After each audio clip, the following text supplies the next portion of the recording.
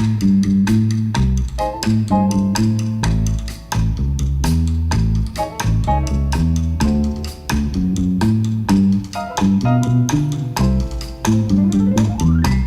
the whippoorwills call and the evening is nigh, I'm so happy in my Folks, let me tell you about our sponsor, Farmer Joe's Fresh Market, located at 1401 Southwest Pine Island Road in beautiful Cape Coral, Florida. This week, I have spoken with Lee, and the boys are going to put on a sale for eggs while supplies last for $1.99. So get out to Farmer Joe's, guaranteed the greatest grocery store in all of Lee County. Thank you for joining us for our local commentary. Please like, share, and subscribe. Political analyst Mr. Ford O'Connell joins us as we discuss the issues locally and around the state. Welcome to Cracker Culture, the podcast for Real Floridians. I am Smokin Joe. Now let's start the show. CPAP's coming up. Why do you think that Ron is not attending and Donald Trump is? What is your opinion on that, Ford?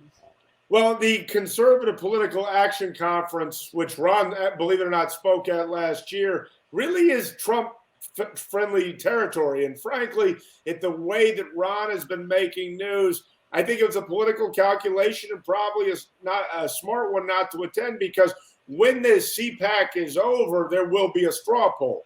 And chances are in that straw poll, Donald Trump will be the choice of the CPAC attendees. And that is good news for Donald Trump and not exactly great news for Ron DeSantis in terms of the media narrative. So, look, between Ron's schedule, between where he's going to be at Palm Beach this weekend for donor meetings and other high-level meetings, and his schedule with a book tour, CPAC just didn't fit into his schedule this year. Yeah, I agree. Now, he come out this week in a very strong, he went after Disney. I'm going to show you just a few seconds of that. Disney is no longer going to have self-government. They're not going to have their own government. Disney is going to pay its fair share of taxes, and Disney's going to honor the debt, and that's exactly what this proposed piece of legislation will do. If you remember, when we first went down this road last spring, a lot of folks in the media were saying that, oh my gosh, Disney's actually going to pay less taxes and Floridians are going to pay more taxes. They were saying that, and I'm like, you've got to be kidding me. Well, this puts that to bed, and so those debts will be honored and those will be paid. Now, this is obviously now going to be controlled by the state of Florida, which is no longer self-governing for them, so there's a new sheriff in town, and that's just the way it's going to be. Yes, the new sheriff just stripped Disney of any of their self-governing status. Now, the question is, will he be able to maintain this? I hope so, and I tip my hat to him, because the 43 square miles that we know as the Reedy Creek Improvement District, that was corporate welfare. Disney was operating its own government within Florida, and let me be totally honest with you. This is about corporate welfare, and also the idea that the left has hijacked business. And this is far greater than the parental rights bill that's really started the review of Disney's corporate status, because you have to recognize that we need to take politics out of corporations and business, but we also need to be able to take away the fact that the corporations, the power they have to exert influence over society. And the reason why I say that is, look at the next thing on the horizon, something that Governor DeSantis talks about all the time, and that's ESG, environmental social governance. You want to talk about something that's scarier than the Chinese Communist Party? Let's talk about ESG. Look, I hope he's able to do this, but this is something that is going to have to be monitored and maintained well after he leaves the governor's mansion in Tallahassee. My question is, will the next generation of Florida leaders be able to pick up that baton and make good on what Governor DeSantis is trying to do? I don't know. That's really going to be the question, is if Ron does say, okay, I'm going to go ahead and run for the office of president, and leaves us a couple years early, does whoever replace him, will they really have the cojones, if you will, to stand up against these corporations the way Ron has? Look, I don't want to bet against the Republican Party in Florida, and I don't want to bet against Florida, but I don't think they will. And here's why I'm going to say this. I know how Disney operates. I know how Bob Iger operates. He's a shrewd businessman. He is betting that they'll be able to sweat Florida out. And even if Ron doesn't win the nomination or doesn't become president, remember, this goes beyond even if Ron serves out his full second term. This is going to be an ongoing battle because now Disney wants to show that Florida can't govern itself. And if they can do that, then they will strike fear in future politicians' hearts. Because remember, we're also talking about the cycle of donations. There's a lot going on here, and Ron DeSantis needs to be successful. And the folks in Tallahassee need to recognize what a big deal this is, because this will be the shot heard around the country and around boardrooms in corporate America. Well, Ron is on his book signing tour, a soft book signing tour. He's currently, as we speak, he's in Naples signing right now. Now, he has been met with several people wearing Trump shirts and holding signs. Now, people are calling Ron a tyrant for having these people removed. Now, I have to say one thing. Ron is there on a book signing. He's not signing a bill. He's nothing like that. It's not a time to protest a man, and especially with a man that's in the same party, Donald Trump. If Donald Trump was doing a book signing and a bunch of people showed up with DeSantis shirts and signs, Trump would have them removed. Well, I think you're absolutely right that both of them would have them removed. This is the unofficial kickoff of the 2024 election. And I'm going to have to take a counter argument to you.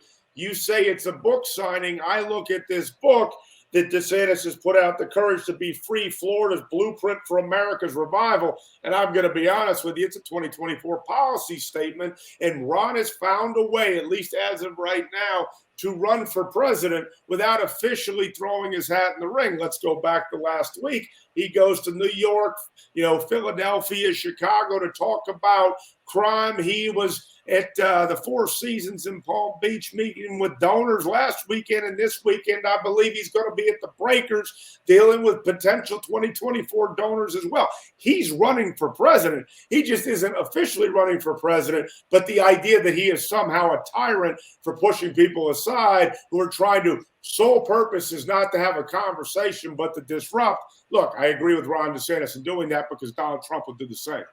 And even one of the protesters made the comment, he's having us removed. He said, we're not here to disrupt anything. That's clearly a crock of crap because you're holding signs. You're going to disrupt stuff. There's no other explanation for your presence there than being a disruption. Well, get ready because this is the type of tactics that we're going to see in the Republican Party over the next several months because you have two titans that are locking horns, Donald Trump and Ron DeSantis.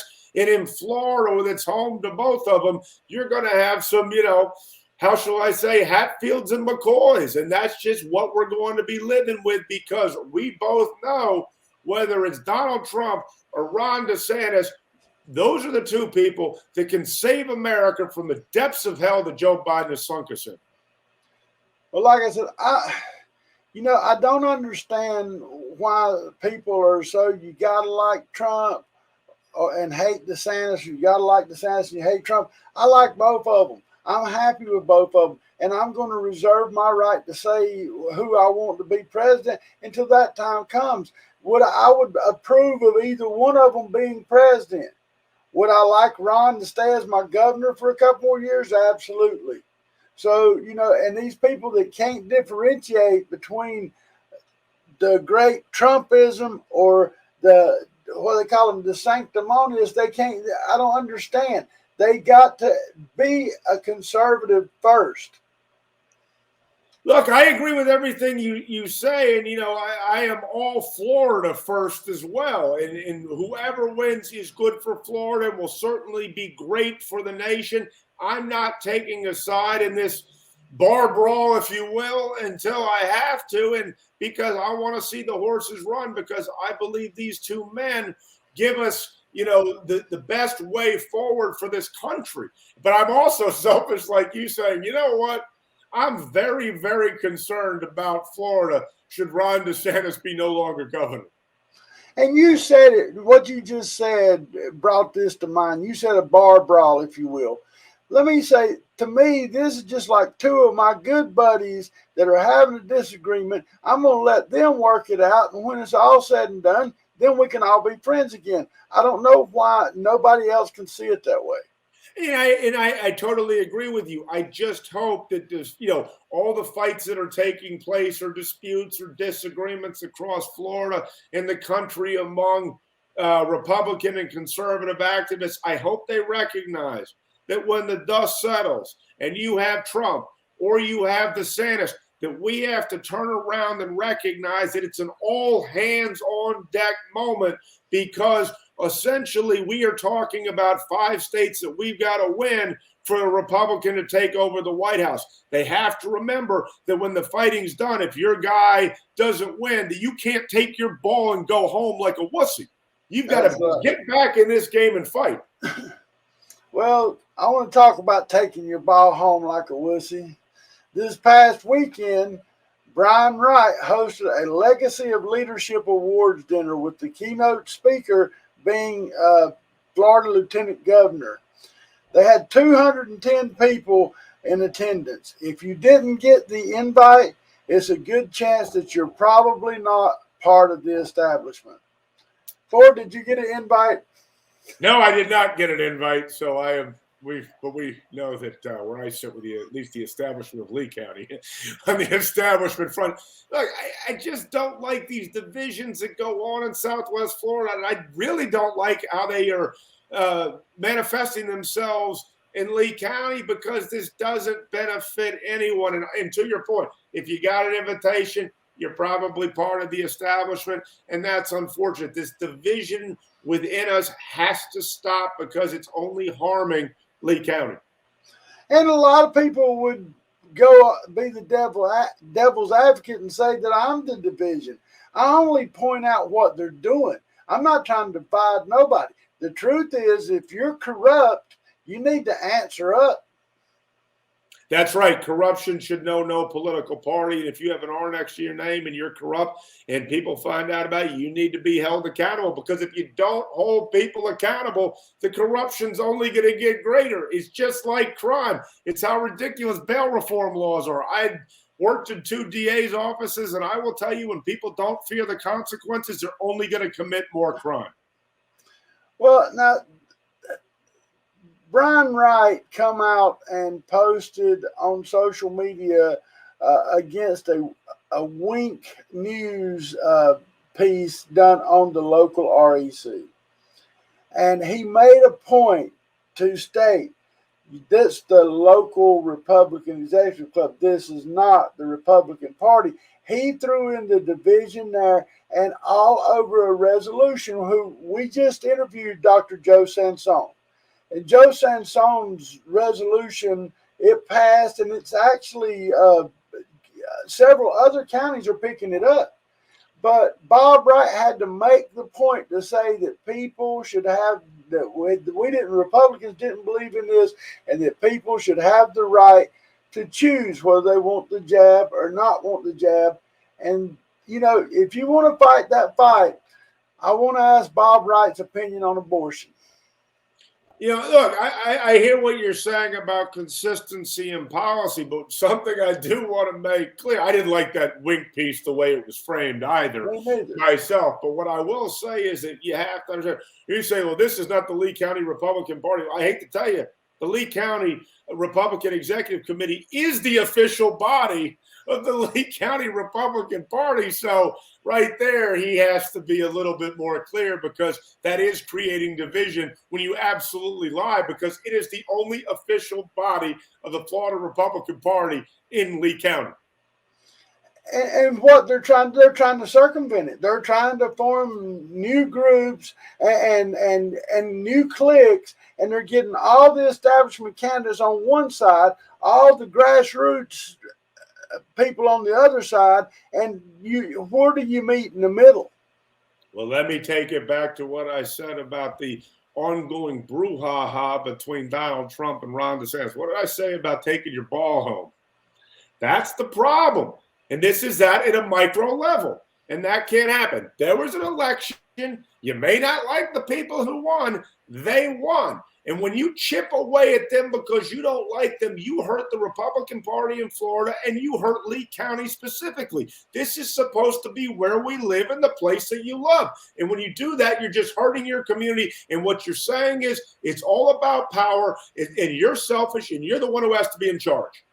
Well, in my opinion, Mr. Wright's dinner was nothing more than a way to form a new PAC, a new super PAC, to encourage more of the same corruption we've had in the establishment in Lee County for years. And I've always told you, you've got to seek out corruption where it exists because people need to have transparency about their local leaders, both and their local activists.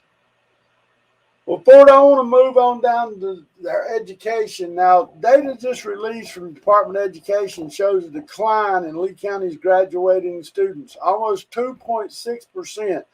And I believe there's a lot of contributing factors from pandemics, natural disasters, staff shortage, and quite frankly, a catocracy government governing the district.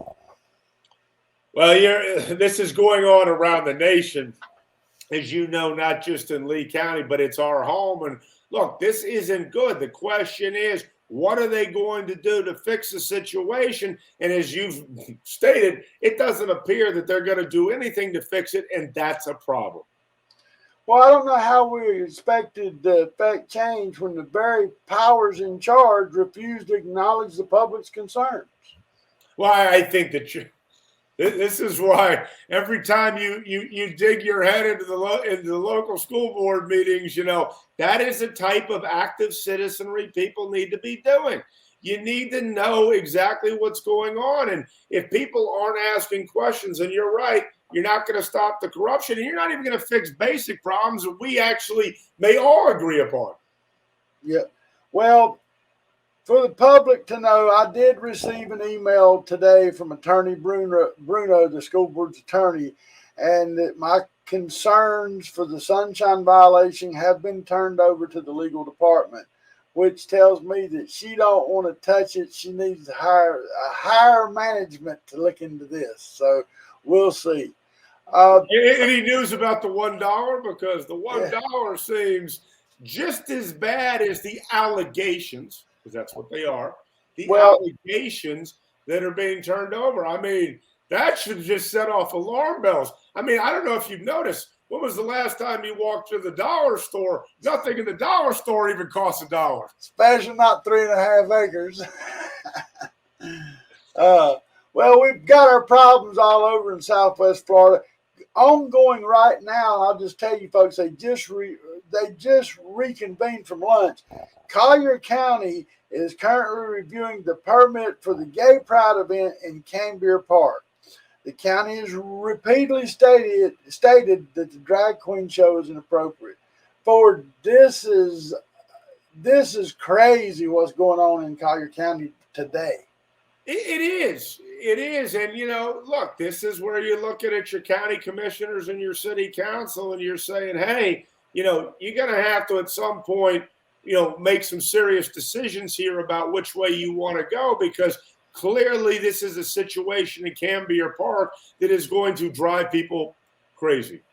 Well, the parents are upset, and rightfully so. There's outrage on both sides, and you got the pro-pride activists shouting at preachers for praying before the meeting. I mean, this is what bothers me. We can't have differences of opinions without it being such aggressive conflict. Now, pastors out here praying for a good meeting before the meeting, and here's a 45-year-old overweight man with a wig on, and he needs to shave, out here calling himself a he/she, and he's going to scream and curse at preachers. What has the world come to? Well, it's pandemonium, and it's only going to get worse. Look, I'm all for.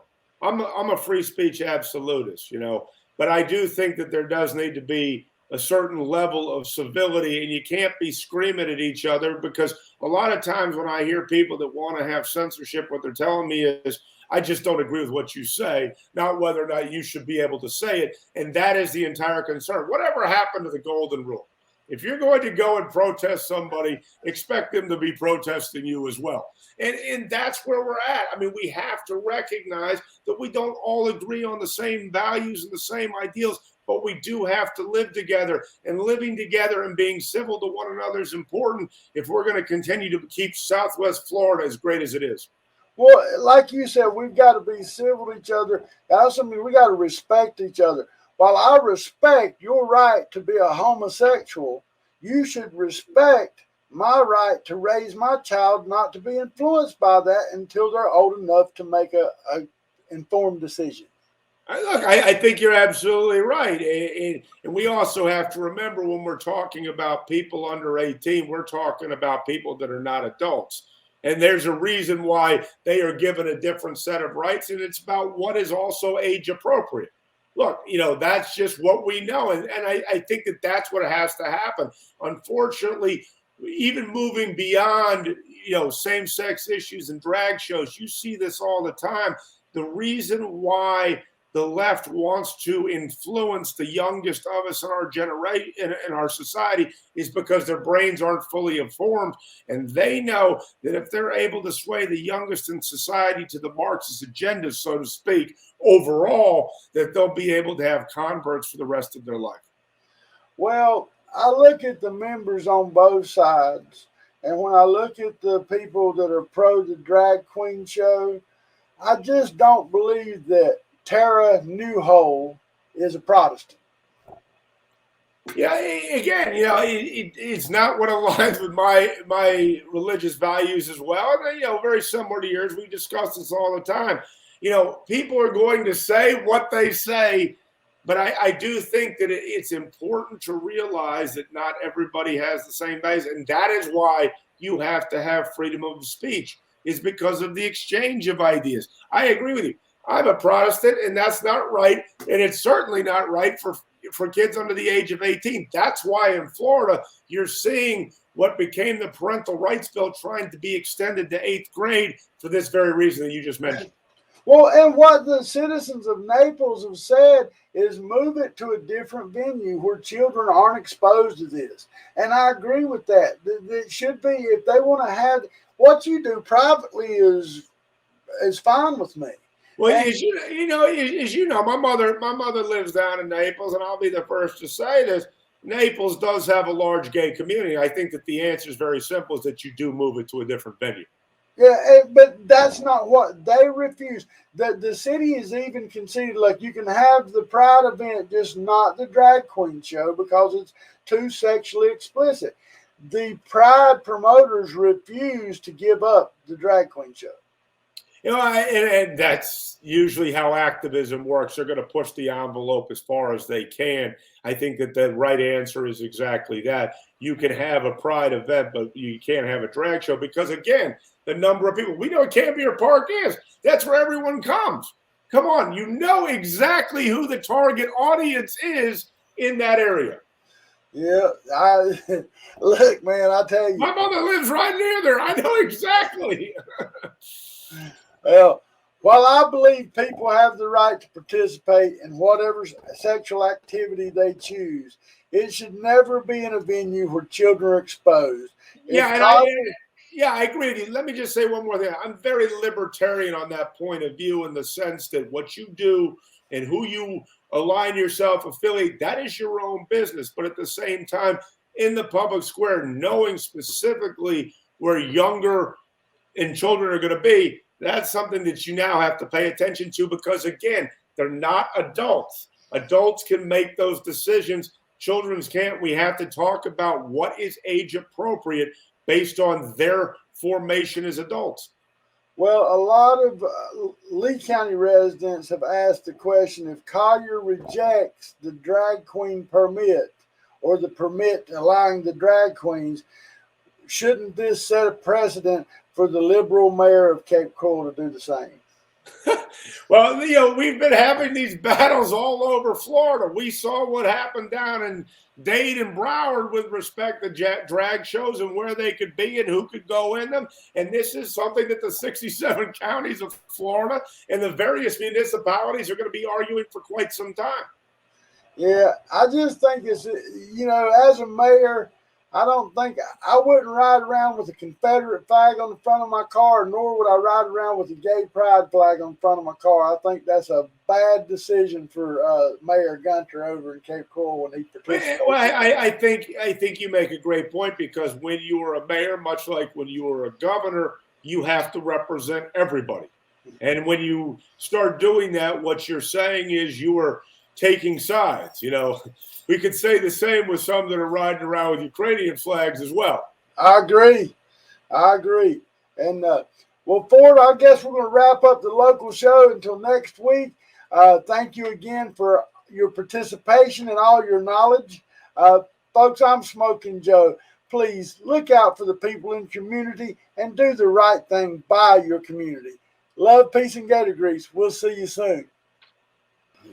Folks, I had a few updates I wanted you to know about that come in after the taping of our show. We talked about the vote in Collier County where the residents wanted to deny the parade event permit due to the explicit sexual drag queen show being exposed to children. Unbelievably, the board come to a 5-2 decision to allow the drag queen show to go on in the Pride Festival. It seems to me that Collier County should immediately start working to find potential council members. I also told you that I received an email from the Lee County School Board attorney. I made the statement that we will have to wait and see what happens. I had a short wait. It would seem that someone leaked my confidential inquiry to the contractor, who claimed he had discussions with enough board members to have a quorum to discuss selling the beach school property for $1. Now, we didn't just make this up. We simply used his own recorded remarks to ask the board, why would a board member be discussing future votes outside the sunshine? For whatever reason, someone told the contractor something that triggered him, and he tried to intimidate me. So I would like to review his messages. The first message: I heard you have a crush on me and can't stop thinking about me. Well, let me respond to this. I'm not sure if your Grindr account was suspended or if you're just that desperate. I can assure you, you need not worry about me thinking about you or crushing on you. You may be used to affection experienced by your friends, that podcasters from Long Island, but rest easy, not all podcasters have an affinity for members of the same sex. You proceeded to say maybe you should get to know me and what I stand for. Well, sir, that's a huge no. It's really seeming that you have aspirations of us dancing in the rain and taking moonlight walks. Then you say, after all, we're on the same side. Same side of what? Same side of the street? I mean, where? Same side of the state? Where could you possibly see us on the same side? Kind of confused why you focus on me, you stated. Well, damn, I was wondering why you focused on me. I didn't even use your name. I simply said there was a contractor involved with school board members. Second message: please make me your #1 target. You also offered that I would lose whatever prize I was seeking by focusing on you.